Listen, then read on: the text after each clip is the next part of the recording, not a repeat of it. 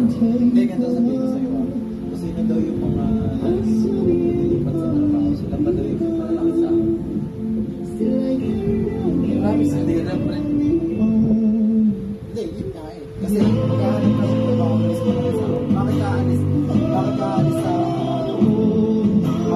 sa trabaho? Kung may pangarap ka pre, huwag ka mo lang yan. Going the flow. Wala kang lesson na pangarap mo. Go with the flow.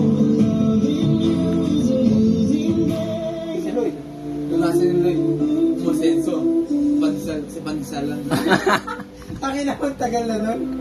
Teka lang. Okay. Masenso. Ay. Piling Ito yung gusto mo ano, no? Teka lang. Masenso. Piling mo Gwapo, no? Piling na puso. Pandesal lang. May trabaho. Ngayon, nag-uundas pa siya kasama niyo ba? Yung naranasan mo, naranasan niya.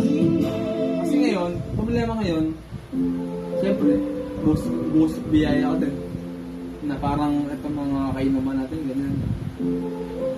Naranasan din rin yun.